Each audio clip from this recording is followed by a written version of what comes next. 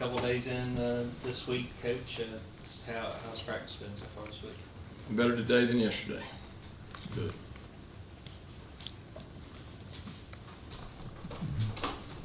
Yeah, Coach, I've heard you in years past talk about rushing with proper lane integrity. Also heard you talk about schematically forcing quarterbacks almost into a scramble. I guess what goes into the decision to do either, and where would you put Spencer Rattler in the we want to keep him in the pocket versus we want him scrambling discussion? You'll carry a game plan to do both. Pretty much against every quarterback. Maybe just a traditional pocket guy that nobody moves, which doesn't exist anymore really. We call them statues that just don't play with those guys anymore. But you wouldn't have a lot of alternative rushes for them. But the guys who play nowadays, you have to have a rush plan to do multiple things, and you base that on situation, score, down distance, coverage. A lot of things go into how you rush the quarterback.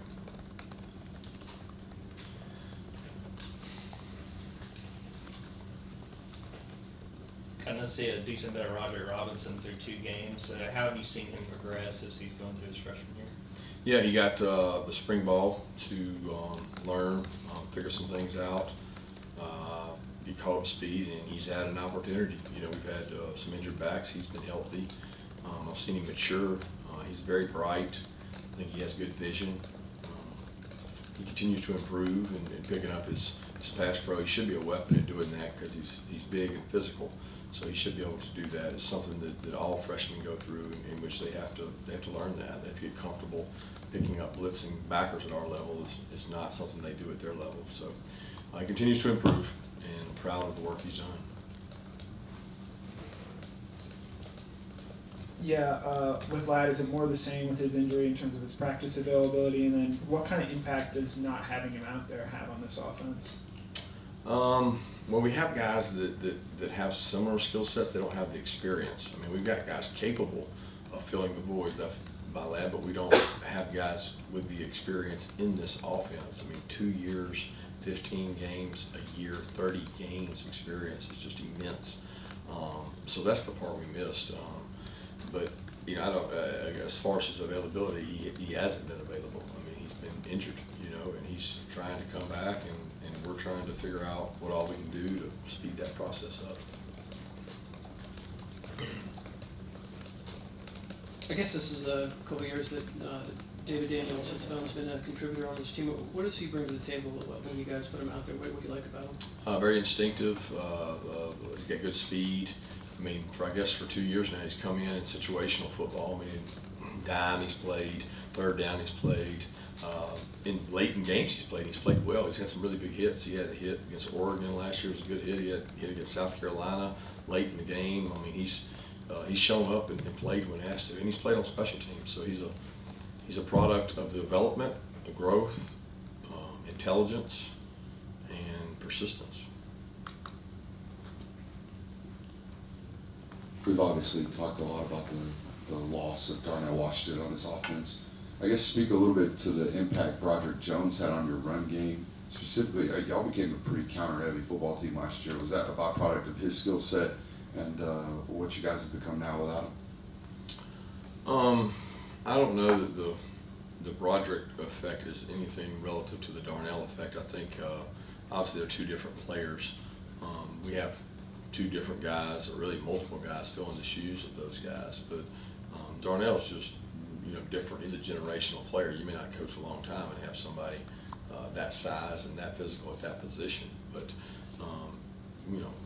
Broderick was, he was more of a pass pro. He was elite at pass pro, really good athlete. He could pull and run, get in space, do a lot of things. But I feel like our tackles now can do those same things. So it's not a big a difference between, maybe not, I'm not talking about ability, but I'm talking about in the run game, not as big a difference in the tackle and the tight ends.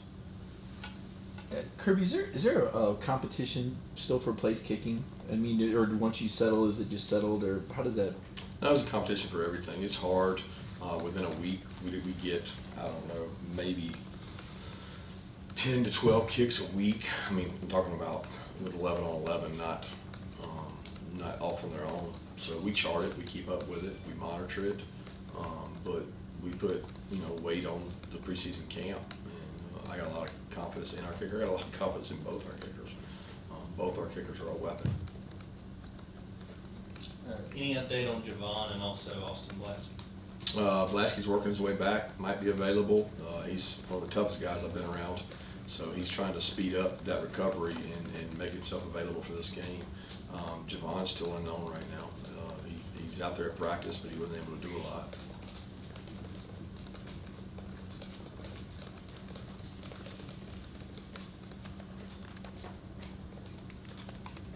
If I wanted to become a smarter football observer, where would you direct me, whether it be visual text or anything? I joined staff of an SEC program. I don't understand what you're asking. If you want to be a better football coach, then go be around football coaches, right? I mean, or if you want to understand football better, then get in the tunnels and the dark spots and the organizations and watch it and learn it, I guess. Is that what you're asking? Or just football? Yeah, football in general. I mean, I don't think you can learn it on Twitter, and I don't think you can learn it on TV, because it's scary what people think they know. It's kind of in that same vein. I was talking with Ben Watson and asking him to contrast maybe you and Belichick, with the Saban tree. And do you study coaches? Did you study Belichick at any point, or are there certain coaches you watch?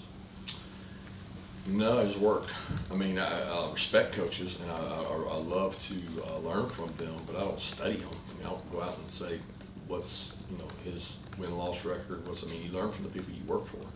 So I spent a long time working for some really good coaches, and Bobby Bowden, Mark Rick, my dad, Coach Saban. So you emulate those that you work for and you admire most.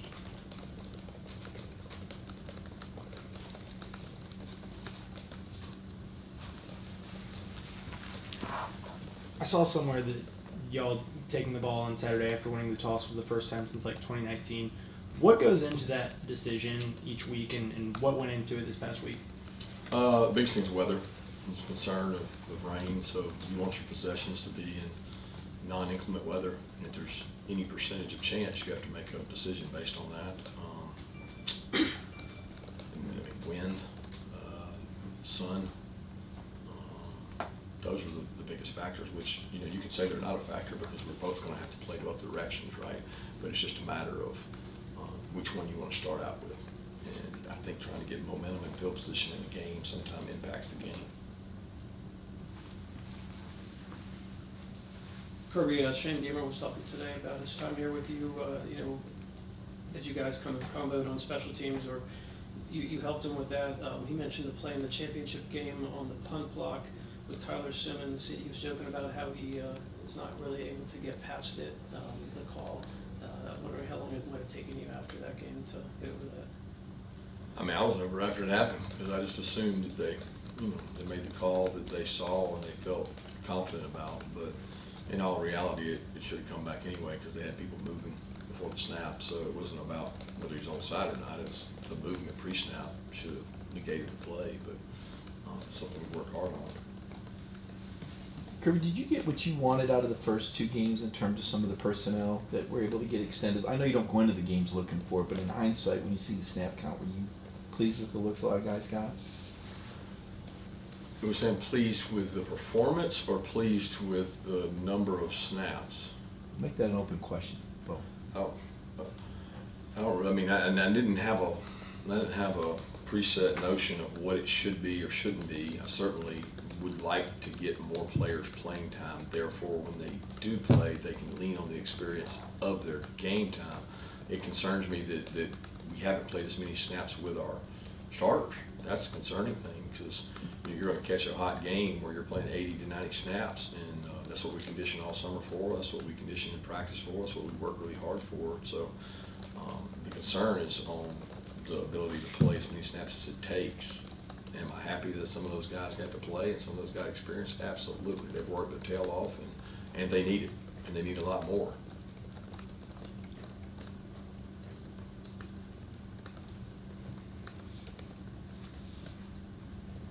Kirby, what are are the biggest challenges for a secondary going into a game like this where Spencer Rattler can move it and not necessarily scramble, but keep plays alive in the pocket, and just things that a secondary has to keep in mind when you go up against a quarterback like this?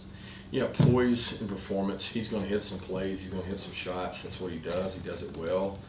Playing the ball in the deep part of the field is one of the number one characteristics of the defensive back. And if you have that flaw, it can be fatal. And it tends to show up in games like this because he's going to get opportunities. He's going to throw the ball down the field. They have big, physical, fast wideouts. And there's a reason why they're third or fourth in the country in passing yards, because he throws the ball extremely well. He sees the field extremely well. He can throw the ball to all parts of the field, and he's throwing it to people that can do something with it after they catch it. So it's going to be a big-time test for our secondary to play the ball in the air or tackle the man with the ball after it's caught. Speaking of your secondary coach, are you at the point going into SEC slate where you're ready to kind of narrow down the rotations at corner? It'll be based on practice week, like right now. Like we're out there practicing right now. We're shooting balls out of jugs, deep balls. We're throwing the ball all over the yard. We're getting extra throws. We're getting extra scrambles, and we're judging how guys play. So we're trying to simulate what may happen in the game. And we're going to play the guys that do the best job in practice, whether that's 5 guys or 2 guys.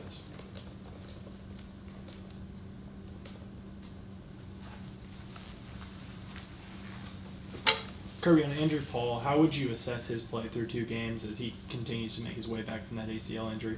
Just that, just continuing to make his way back. He's still on his way through it. He has not probably really cut loose. I think he would tell you he's feeling his way through contact, trying to get used to it.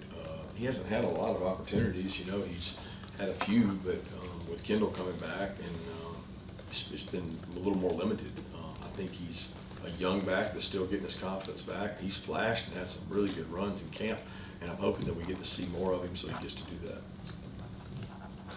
Yeah, and you guys sort of third and long pressure package week 1. I noticed Jordan Hall was there, and then last week Warren Brinson was in on that. Any reason for the change? Just trying to build depth there, and what have you sort of seen? Who was the first week you said? Jordan Hall. I think it's really by series. So relative to who's playing, you may have seen one first and then the other, but if Warren plays a lot of snaps, then it's Jordan to be fresh. And if it's Jordan plays a lot of snaps, then it's Warren. It's interchangeable. I mean, as far as no rhyme or reason, they both are very capable, both very athletic. It's just trying to keep fresh guys in there. Just following up on what you said about Dylan Bell yesterday being selfless and can do a lot of things, is that something that you see moving forward with him regardless of the depth, the fact that he can catch the ball in the backfield and show that element? We'll always have that element, whether it's he or Muse or the other guys that can line up in the backfield and do it. So that's always going to be there. We have backs capable of doing that too when we're 100% healthy. So I don't know if I can answer that. Will we keep it there? It probably depends on how many wideouts are healthy, what we have week to week, what the game plan is. But certainly like to.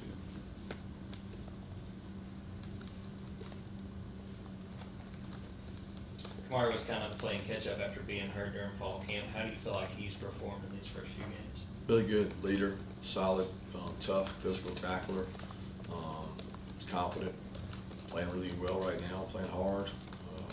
I just like the way he goes about his business. He is practices like a pro. He walks through like a pro. He just takes notes like a pro. He just is very driven and focused. Kirby, with Alabama's loss Saturday night, Georgia now has the longest home win streak in the nation, and I guess the last one was South Carolina. Did you use that as a reference point at all for your team about that? And that was a team that kind of snuck up, I guess. They weren't real good that year. Did you bring that up, or did you talk about the home win streak at all? No, I wouldn't want to give B-Mac and Will pleasure.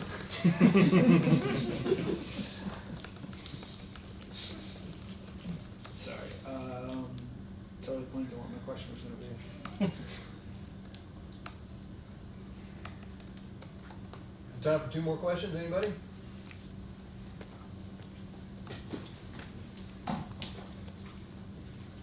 You have enough coaches that are probably familiar with South Carolina's personnel, but I wonder if Brandon Streeter, what he offers in a week like this. I can't answer that good. I know he helped with the offensive staff in terms of coaching the coaches and giving input about the kids he knew about, maybe recruited them. I was actually not in on that meeting. I was over with the defense when he gave the kind of personnel report, but I know he did do that. I don't know what kind of insight he had.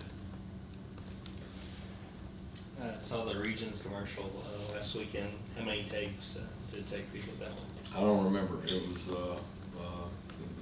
shorter than I thought it would be, but it was more difficult than I thought it would be in terms of trying to keep my composure and not laugh. Thanks.